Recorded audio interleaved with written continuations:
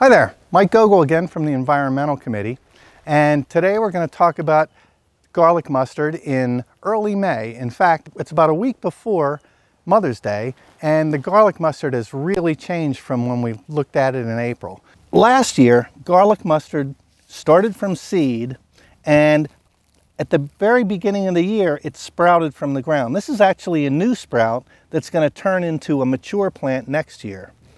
The mature plants are starting to get flowers on them now. They were just down at the ground and they've just grown up now. It's called heading, and they're creating these flowers which are soon going to turn into seed.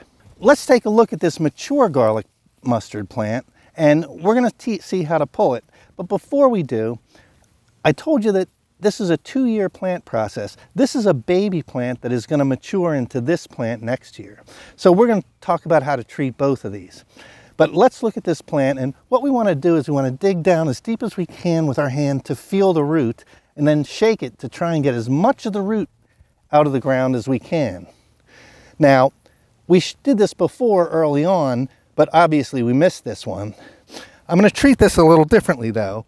I'm going to take my pruners, and I'm actually going to cut right at the root. Now you can just leave this on the ground and let it rot.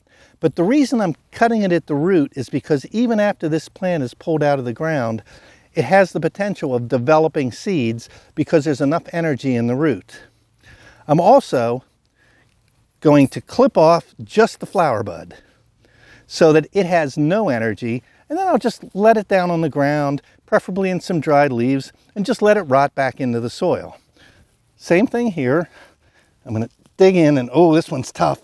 So I didn't really get much of the root, which is okay, but I'll still cut it, and I'll still cut off the flower and let it just rot into the soil.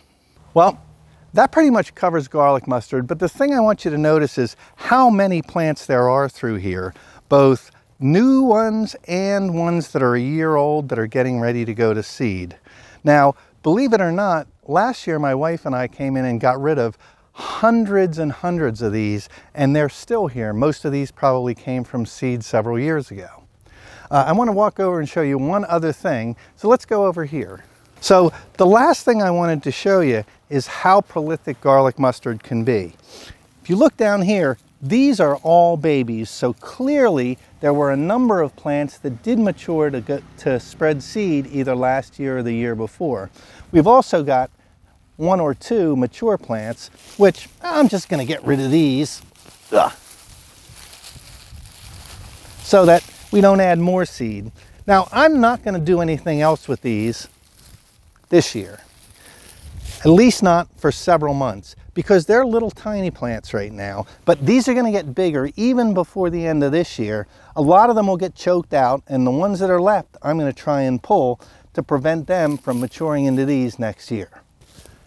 That's kind of a lot of what you need to know about garlic mustard at this time of year. We'll be back in several weeks to do the 3rd and final installment, hopefully the final installment of garlic mustard, and so you'll have a full understanding of from baby plant all the way to maturity, and you can keep these from spreading all over your yard. I'm Mike Gogol, thanks for watching.